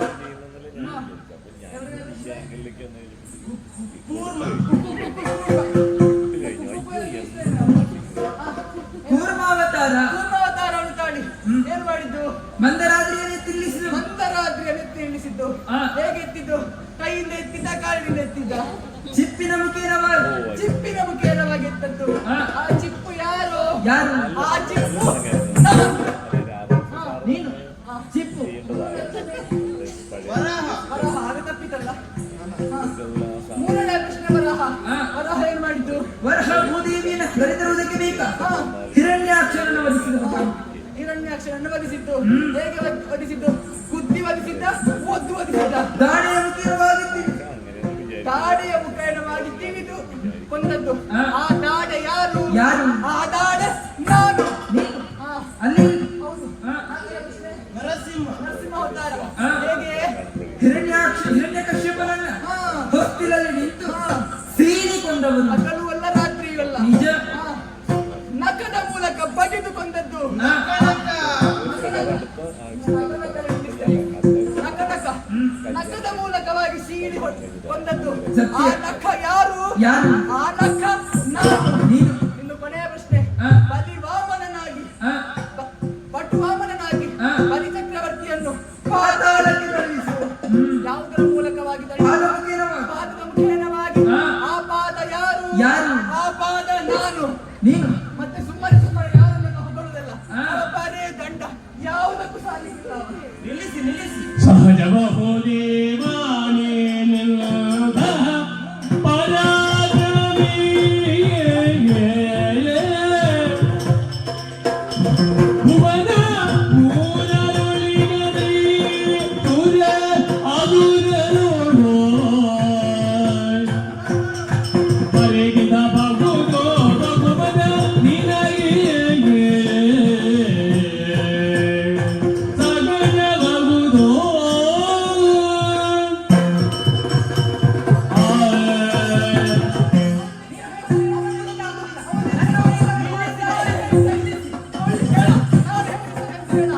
ಲಕ್ಷ್ಮಿ, ಅವನು ಹೇಳಿದೆಲ್ಲ ಸರಿ. ಶಾಸನ ಅವರು ಹೇಳಿದ್ರು. ಮತ್ತೆ ನೀವು ಮಾಡಿದ್ದೇನಿಲ್ಲ. ಈಚೆ ಬಾ. ನೀನೇ ಶ್ರೇಷ್ಠ. ನಾನು ಯಾವ ಸಾಧನೆಯೂ ಮಾಡಲಿಲ್ಲ. ನಾನು ಮಾಡಿದಂತ ಎಲ್ಲಾ ಸಾಧನೆಗಳಿಗೆ ನೀನೇ ಅದಕ್ಕೆ ಕಾರಣಕರ್ತನು. ಆದ್ದರಿಂದ ನೀನೇ ಶ್ರೇಷ್ಠ. ಅಲ್ಲ, ಅವಳಿಗಿಂತ ಇವನೇ ಆಗ್ಬಹುದಾ ಅಂತ ಇವನಲ್ಲೇ ಮಾತನಾಡಿದ್ರೆ ಇಲ್ಲ, ಮುಗಿತೈತಿ ಈಗ. ನೀನಲ್ಲ ನಿಂದು ತೋರಿಸಿದ್ರು ನನ್ನನ್ನು. ಕೂತ್ಕೊಳಿಸಿದ ವಿಷಯ ತಿಳಿಬೇಕಲ್ಲ ಅವಳಿಗೆ. ಎಂತ ಗೊತ್ತಿಲ್ಲ ಅವಳಿಗೆ. ಎಲ್ಲ ತಿಳಿದೇ ಮಾತನಾಡಿ ಅವಳು ನಾನು ಸುಮ್ಮನೆ ಬರುವುದಿಲ್ಲ. ನೀನು ನನ್ನನ್ನು ಮೊದಲೇ ಕಳಿಸಿದ್ರೆ ನಿನ್ನನ್ನೆಲ್ಲ ಸರಿ ಮಾಡ್ತಿದ್ದೆ. ನೀನು ಅಲ್ಲಿ ಹೋಗಿ ಕೂತೋದಿಲ್ಲ. ಅಲ್ಲ ನಾರಾಯಣ, ನಾವು ಎಲ್ಲಿಯವರೆಗೆ ಒಟ್ಟಿಗೆ ಇದ್ವಿ? ಕಲ್ಪದ ಕಾಲದಿಂದ ನಾವು ಒಟ್ಟಿಗೆ ಇದ್ದದ್ದು. ನನ್ನ ಮೊನ್ನೆ ಬಂದವಳಿಗಳು ಇವನ ತಿಳಿಸಿ ನನ್ನ ವಿಷಯವನ್ನು ಮರ್ತದೆ. ದರ್ಶನ, ಕಲ್ಪದ ಕಾಲದಿಂದ ಒಟ್ಟಿಗೆ ಇರುವುದು ಸರಿ. ಹೌದು. ಸಮಯ ಸಂದರ್ಭ ಇನ್ನೊಬ್ಬರ ಜೊತೆ ಸೇರಿಸ್ತದೆ. ಎಂತ ಮಾಡುದು ಬಿಡು. ಎಂತ ನೀವು ಬೇರೆ ಜನಗಳಿಗೆ ಎಂತ ಮಾಡುದು? ಸಮಯ ಸಂದರ್ಭ ಸೇರಿಸ್ತದೆ ಅಂತ ಹೇಳಿದಲ್ಲ. ಆಯ್ತು, ನೀನು ಮಾಡಿದೆ ಶ್ರೇಷ್ಠ. ಆಗ ನಾನೇ ಶ್ರೇಷ್ಠ. ಸರಿ ಸರಿ. ನಾರಾಯಣ, ಹಾ. ಇನ್ನು ಎಂತ ಗೊತ್ತುಂಟಾ? ಎಂತಪ್ಪ? ಇನ್ನು ನಾನು ನಿನ್ನ ಜೊತೆ ಇರುವುದಿಲ್ಲ, ಆಯ್ತಾ? ಮತ್ತೆ ನಿನ್ನ ಜೊತೆ ಯಾಕೆ ಇರ್ಬೇಕು? ನಾನು ದುಡಿಯುವುದು, ಅದರ ಸಂಪಾದನೆ ನಿನಗೆ ಸಿಗುವುದು. ಆ. ಬೇಕಾ ನನಗೆ ಇದೆಲ್ಲ? ಹಾಗೊಂದು ಏನು ಬೇಡ. ಯಾಕೆ? ನೀನು ಇದ್ದ ಕಾರಣ ನಾನು ಇಲ್ಲಿ ಬಂದು ನಿಂತಿದ್ದೇನೆ. ಹಾ. ಅಲ್ಲ, ನಿನ್ನದಿದ್ರೆ ನಾನು ಎಲ್ಲೋ ಇರ್ತಿದ್ದೆ. ನಿನ್ನನ್ನು ಬಿಟ್ಟು ನಾನು ಹೋಗುದಿಲ್ಲ ನಾರಾಯಣ. ಆದರೆ ನಿನ್ನ ಕರದಲ್ಲಿ ಇರುವುದಿಲ್ಲ, ಇಲ್ಲಿಯೇ ವೈಕುಂಠದಲ್ಲಿ ಇರ್ತೇನೆ. ನಿನ್ನ ಜೊತೆ ಇರುವುದಿಲ್ಲ ನಾರಾಯಣ. ಇನ್ನು ನನ್ನ ಸಣ್ಣ ಸಣ್ಣ ಪೆಟ್ಟಿಗೆ ಎಲ್ಲ ಕರೆಯುವುದಲ್ಲ ನೀನು, ಗೊತ್ತಾಯ್ತಲ್ಲ? ಹಾಗಾದ್ರೆ ನಿನ್ನದು ಜೀವನದ ದೊಡ್ಡ ಪೆಟ್ಟಿಗೆ. ದೊಡ್ಡ ಪೆಟ್ಟಿಗೆ, ಎಂತ ಪೆಟ್ಟಿಗೆ? ನೀನದೇ ಸಂಗ್ರಾಮ ಸಮರ, ಗೊತ್ತಾಯ್ತಲ್ಲ ನಾರಾಯಣ? ಇನ್ನ ನಿನ್ನ ಜೊತೆ ಇರುವುದಿಲ್ಲ, ಹೋಗುತ್ತೇನೆ, ಗೊತ್ತಾಯ್ತಲ್ಲ? ಸರಿ ಸರಿ. ನನ್ನ ಬಗ್ಗೆ ಏನಾದ್ರೂ ಮಾತಾಡ್ಬೇಕು ನಾನು ಹೋಗಿ. ಇಲ್ಲ ಸ್ವಾಮಿ,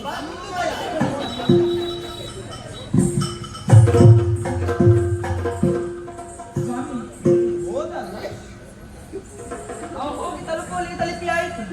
ಲಕ್ಷ್ಮಿ ಹಾ ಅವನು ದುರಹಂಕಾರದಿಂದ ಮೆರೆಯುತ್ತಿದ್ದಾನೆ.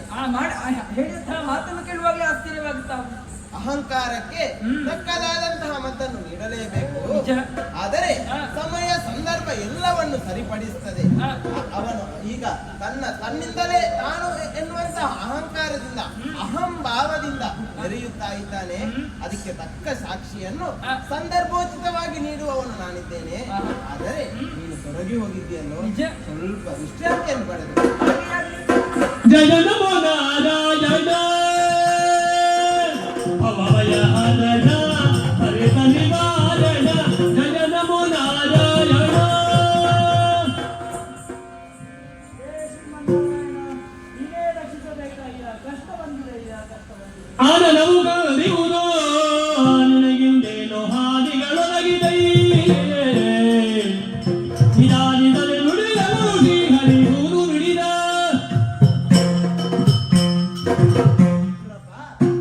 ಮುಖಕಮಲ ಬಾಡಿ ಹೋಗಿದೆ. ಹೌದಯ್ಯ. ಏನಾಯಿತಯ್ಯ? ಈ ಮಾಧವನಿಂದ ನಿನಗೆ ಏನಾಗಬೇಕು? ನಿನ್ನ ಕಷ್ಟವನ್ನು ಹೇಳಿಕೊಳ್ಳಪ್ಪ. ಗೆಳೆಯ ಲಕ್ಷ್ಮೀ ಲೋಲ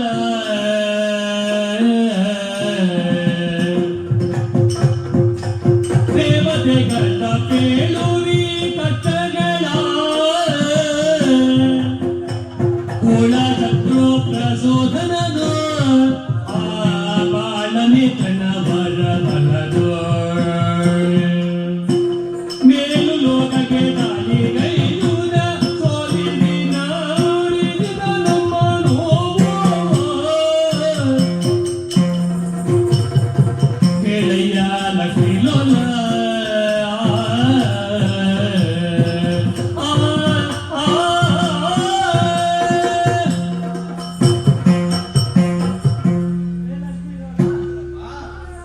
ಶತ್ರು ಪ್ರಚೋದನ ಸುರವತರ ಮೇಲೆ ದಾಳಿಯನ್ನು ಮಾಡಿದ್ದಾನೆ.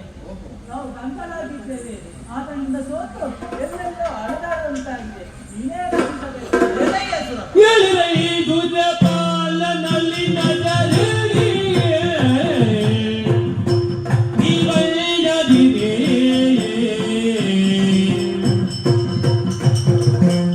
ಕಳರೆ ಮನಾಲಯಗೆ ನಾ ಕುಟ್ಟಿ ಕಳುಗುವೆ ಆಳಿದೈರ್ಯ ಆ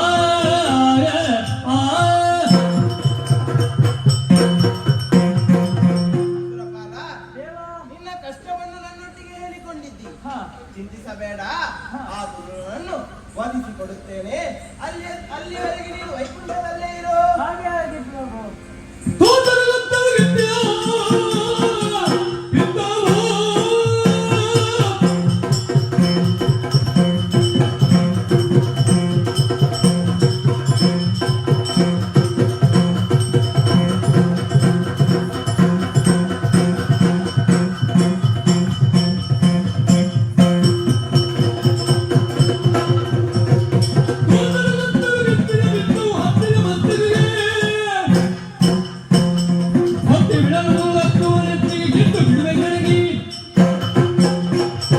ಸುರಪಾಲನಿಗೆ ಅಭಯವನ್ನಿತ್ತಿದ್ದೇನೆ. ದುಷ್ಟನನ್ನು ವಧಿಸಲು ಸುರಲೋಕವನ್ನು ಸೇರಬೇಕಾಗಿದೆ. ಹಾಗಾಗಿ ಹೊರಡುತ್ತೇನಂತೆ.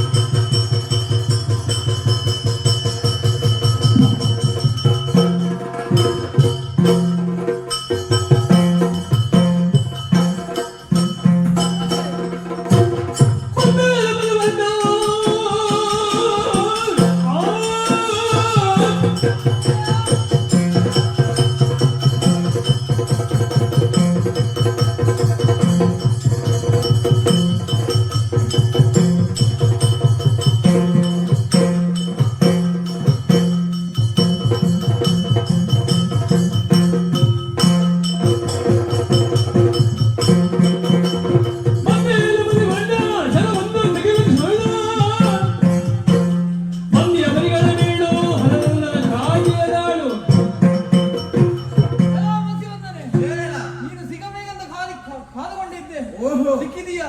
ಹಾ. ಮುಚ್ಚು ಬಾಯಿ. ಆ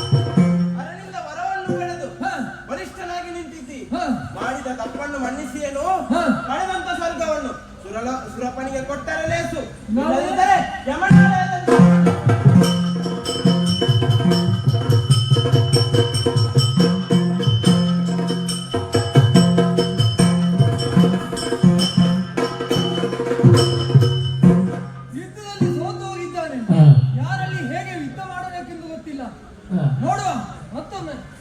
ಏನು ಮಾಡಲಿ ಶಕ್ತಿಹೀನನಾದೆನು, ಕಡಲ ಗೋದರಿಯಲ್ಲಿ ಹೋರೆಯುವುದು,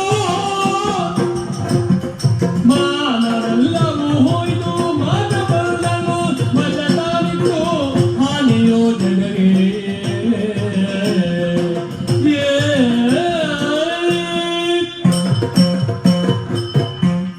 ಏನ ಮಾಡಲಿ ಈಗ? ಇದ್ದಂತಹ ಮಾನವು ಹೋಯಿತು. ಈ ಯುದ್ಧದಲ್ಲಿ ಹೀನಾಯ ಸೋಲು ಆಗಿದೆ.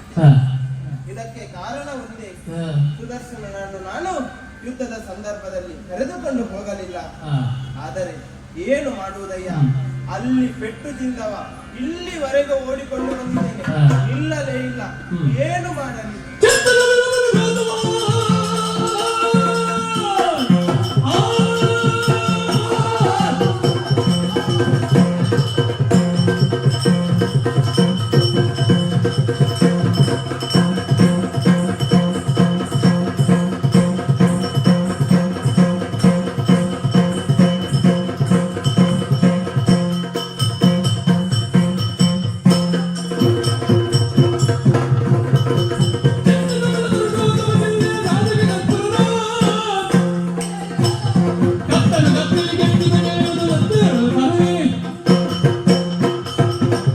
ಅಯ್ಯಯ್ಯೋ ನಾರಾಯಣ, ನಿನ್ನನ್ನು ನೋಡುವಾಗ ನನಗೆ ನಗಬೇಕು ಅಳಬೇಕು ಒಂದು ಗೊತ್ತಾಗುದಿಲ್ಲ. ಯಾಕೆ ಇನ್ನೊಂದು ಅವಸ್ಥೆ, ಸೋತು ಬಂದಿದ್ದೀಯಲ್ಲ.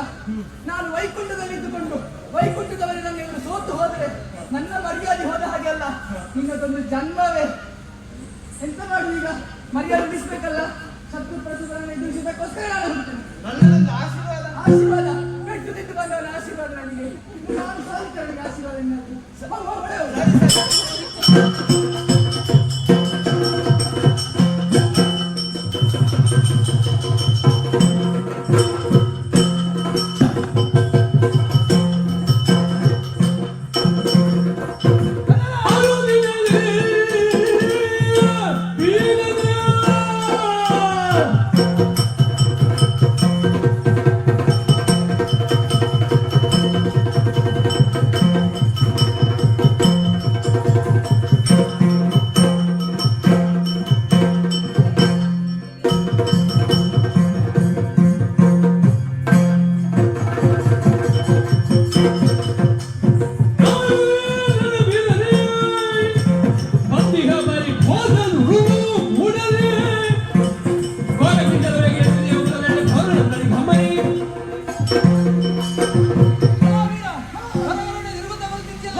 ಯಾರು ನೀನು?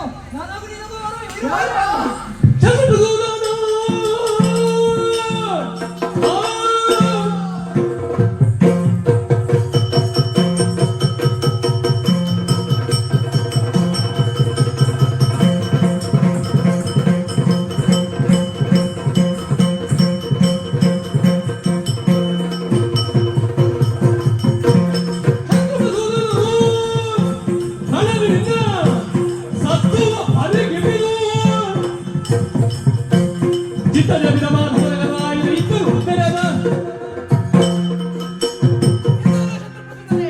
ಯಾವ ನಾರಾಯಣನನ್ನು ಸೋಲಿಸಿದ್ದೀಯೋ ಆತನ ಕರೆಯದಲ್ಲಿರುವಂತಹ ಚಕ್ರ ನಾನು ಕರಗರನೆ ತಿರುಗಿದುಕೊಂಡು ಬಂದಿದ್ದೇನೆ. ನಿಮ್ಮ ಶಿರವನ್ನು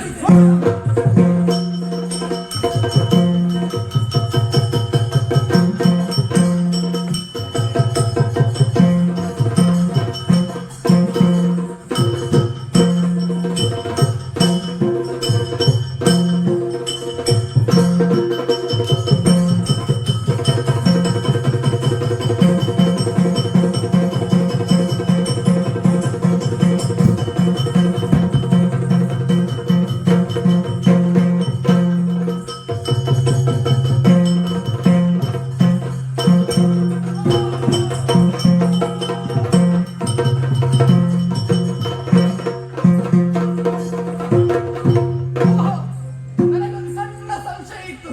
ನನ್ನಿಂದ ಒಬ್ಬನಿಂದಲೇ ಆದೀತೋ ಇಲ್ವೋ ಎನ್ನುವ ಹಾಗೆ. ಆದರೆ ಈಗ ನನ್ನ ಸಂಶಯ ದೂರವಾಗಿದೆ. ಇನ್ನು ನಾನು ಅವನ ಜೊತೆ ಇರುವುದಲ್ಲ. ಈ ಕ್ಷೀರವಾರಿಯ ದಡದಲ್ಲೇ ಇತ್ತಿಂದತ್ತ ಓಡ್ತಾನೆ. ಬರ್ತಾನೆ ಇಲ್ವಾ ನೋಡುವ. ವೀರಬಾನೆ ಕರಬಯೇ ನದಿ ದುರನುದೇ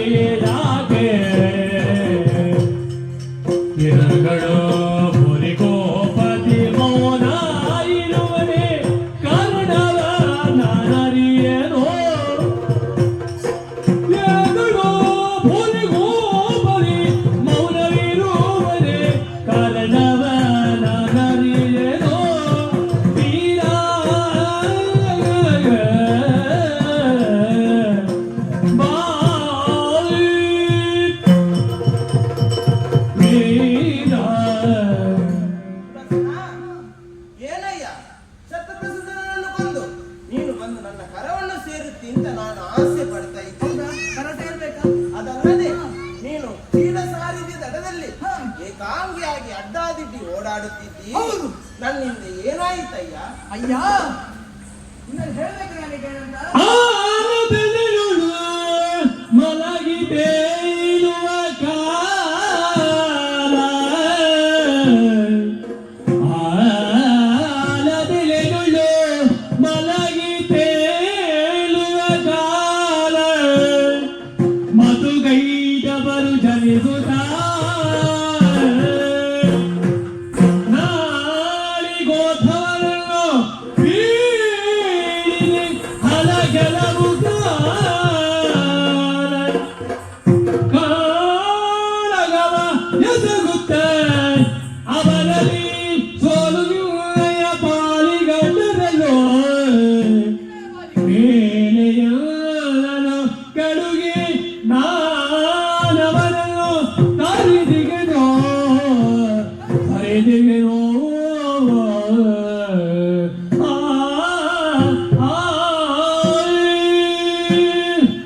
ನಾರಾಯಣ ಏನು ನಿನ್ನ ಕರವನ್ನು ಬಂದು ನಾ ಸೇರ್ಬೇಕೆ ನೀನು ಈಗ ನನ್ನನ್ನು ಅರ್ಥ ಮಾಡಿಕೊಂಡದ್ದ ಈಗಲ್ಲ ನೀನು ಯಾವಾಗ ಅರ್ಥ ಮಾಡಿಕೊಳ್ಳಬೇಕಿತ್ತು ಗೊತ್ತುಂಟ ನಿನಗೆ ಯಾವಾಗ? ಅಂದು ನೀನು ಆಲದೆಲೆಯ ಮೇಲೆ ಬಾಲ ಮುಕುಂದನಾಗಿ ಕಾಲ ಹೆಬ್ಬೆರಳನ್ನೇ ಬಾಯಿಯಲ್ಲಿರಿಸಿ ವಟಪತ್ರೆಯ ಮೇಲೆ ಯೋಗ ನಿದ್ರೆಯಿಂದಿದೆಯಲ್ಲ ಆಗ ನಿನ್ನ ಕಿವಿಯ ಕಿಲ್ವಿಷದಿಂದ ಹುಟ್ಟಿದವರು ಮಧುಕೈಟವರು ಅವರು ನಾಳಿಕೋದ್ಭವನನ್ನು ಪೀಡಿಸುವುದಕ್ಕೆ ಮುಂದಾದಾಗ ಅವ ಬಂದು ನಿನ್ನ ನಾಭಿ ಕಮಲದಲ್ಲಿ ಅಡಗಿ ಕುಳಿತ ಆಗ ನೀನು ಅವರೊಂದಿಗೆ ಅದೆಷ್ಟೋ ವರ್ಷಗಳ ಕಾಲ ಹೋರಾಡಿ ಸೋಲನ್ನು ಅನುಭವಿಸಿದೆ, ಸೋತು ಹೋದೆ. ಆಗ ನನ್ನನ್ನು ಕಳುಹಿಸಿದೆ, ನಾನು ಹೋಗಿ ಆ ಕ್ಷಣದಲ್ಲಿ ಅವರನ್ನು ಕಾಲಿಟ್ಟು ಬಂದು ನಿನ್ನ ಕರವನ್ನು ಸೇರಿದ್ದೇನೆ. ಆಗಲೇ ನಿನಗೆ ನನ್ನ ಯೋಗ್ಯತೆ ತಿಳಿಯಬೇಕಿತ್ತು. ಆದರೆ ಈಗ ಬಂದು ಏನು ನಿನ್ನ ಕರ ಸೇರ್ಬೇಕಾ ಆಗುದಿಲ್ವಾ? ಏನು ನೀನು ಮಾಡಿದಂತಹ ತಪ್ಪನ್ನು ಮನ್ನಿಸಲಿದ್ದೇನೆ. ಆದ್ದರಿಂದ ನನ್ನ ಕರವನ್ನು ಸೇರು. ಸೇರ್ತಿಲ್ಲ ನನ್ನ ಕರವನ್ನು ಸೇರು. ಸುದರ್ಶನ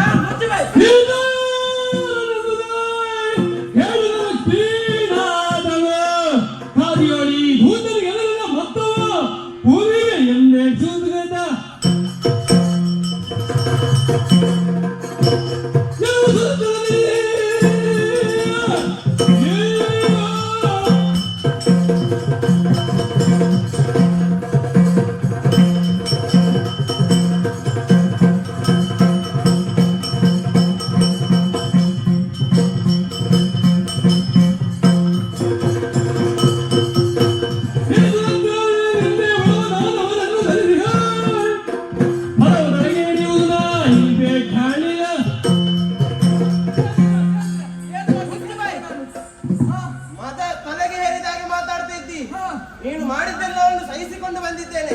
ಆದರೆ ಇನ್ನು ಸಹಿಸುವವ ಈ ಮಾಧವನಲ್ಲ.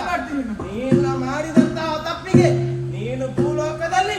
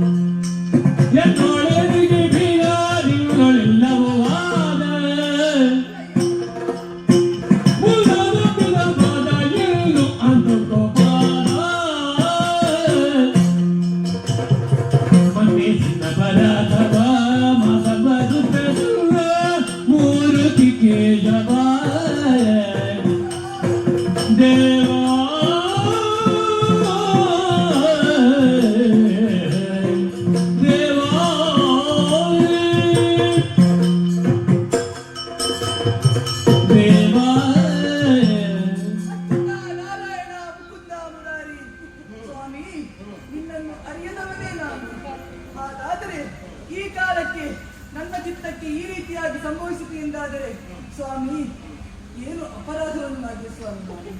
ಸ್ವಾಮಿ, ಈ ಭೂಲೋಕದಲ್ಲಿ ಒಂದು ಸಣ್ಣ ಹುಲ್ಲು ಕಟ್ಟಿ ಅಲುಗಾಡಬೇಕಾದರೂ ನಿನ್ನ ಅನುಮತಿ ಬೇಕಂತೆ ಸ್ವಾಮಿ. ಆದರೆ ಈ ಕಾಲಕ್ಕೆ ನನ್ನ ಈ ಜೀವನದಲ್ಲಿ ಈ ರೀತಿಯಾಗಿ ಘಟಿಸಿತು ಎಂದಾದರೆ ಅದಕ್ಕೆ ಕಾರಣ ನೀನೇ ಅಲ್ವ ಸ್ವಾಮಿ. ನನ್ನ ಸರ್ವ ಅಪರಾಧವನ್ನು ಗಮನಿಸಿ ರಕ್ಷಿಸಬೇಕು ಪ್ರಭು. ಭಕ್ತ ಬೇಡ ಕೃತವೀರ್ಯ ಸುತನಾಗಿ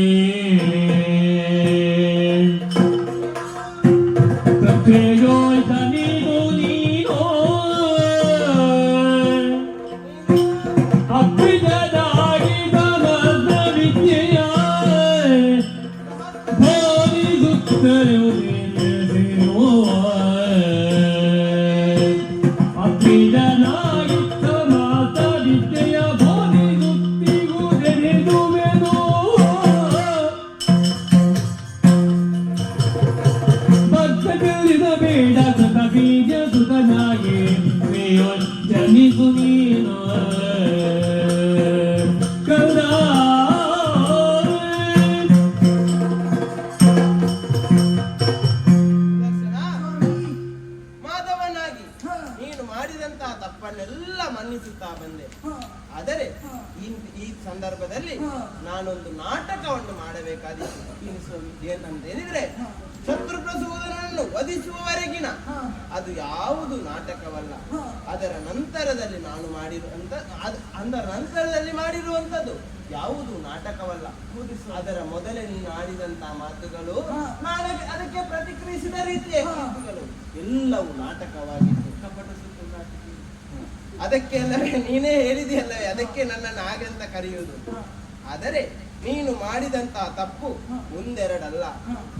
ಹೀನಾಯವಾಗಿ ನಿನ್ನನ್ನು ನೀನು ಸಾಧಿಸುತ್ತಲೇ ಹೋದಿ. ಇನ್ನೊಬ್ಬರನ್ನು ಕೀಳಾಗಿ ನೋಡಿದ್ದಿ. ಜಗತ್ತಿನಲ್ಲಿ ತನ್ನನ್ನು ತಾನು ಅರಿತುಕೊಂಡವರು ಯಾರು ಅಂತ ಕೇಳಿದ್ರೆ ಅವರು ಶ್ರೇಷ್ಠರು. ಆದರೆ ನಿನಗೆ ಅರಿವಿನ ಜ್ಞಾನವನ್ನು ಕೊಟ್ಟರೂ ಕೂಡ ನೀನು ಅರಿಯಲು ಸಾಧ್ಯವಾಗುತ್ತಿರಲಿಲ್ಲ. ಮಾತೆಯಲ್ಲಿ ವಾದಿಸಿದೆ, ಜಯಿಸಿದೆ, ಅಲ್ಲಿಯೂ ಬಿಟ್ಟೆ. ನಂತರದಲ್ಲಿ ಕರವನ್ನು ಸೇರು ಎಂದು ಕೇಳಿದೆ, ಅದರಲ್ಲೂ ನೀನು ಕೇಳಲಿಲ್ಲ, ಅಲ್ಲಿಯೂ ಬಿಟ್ಟೆ. ಈಗ ನಾನು ಒಂದು ಶಪಿಸಿದ್ದೇನೆ ನಿನಗೆ. ನೀನು ಮುಂದಕ್ಕೆ ಭೂಲೋಕದಲ್ಲಿ ಕೃತವರ್ಮನ ಸುತನಾಗಿ ಕಾರ್ತಿವೀರ್ಯನಾಗಿ ಜನಿಸುತ್ತೀ. ನನ್ನ ಕೈಯಿಂದಲೇ ಎಂದು ವಾದಿಸಿದವ ನೀನು. ಆದ್ದರಿಂದ ಇನ್ನು ಮುಂದೆ ಬರುವಂತಹ ಜನ್ಮದಲ್ಲಿ 2 ಬಾಹುಗಳು ಇಲ್ಲದೆ ನೀನು ಜನನವನ್ನು ಪಡುತ್ತೀ. ನಿನಗೆ ಮೋಕ್ಷವನ್ನು ಕರುಣಿಸಲು ಭಾರ್ಗವರಾಮನಾಗಿ ನಾನು ಮತ್ತೆ ಹುಟ್ಟಿ ಬರುತ್ತೇನೆ. ಅಲ್ಲಿ ನಿನಗೆ ಮೋಕ್ಷವನ್ನು ಕರುಣಿಸಿ ಮತ್ತೆ ವೈಕುಂಠದತ್ತ ಕರೆದು ಬರುತ್ತೇನೆ. ಇದೋ ನಿನಗೆ ಶುಭವಾಗಲಿ.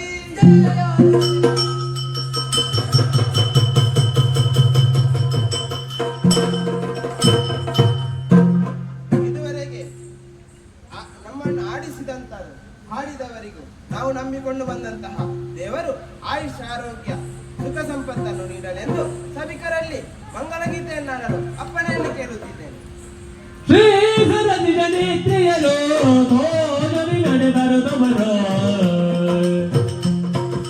ಹೋದರಲಿದು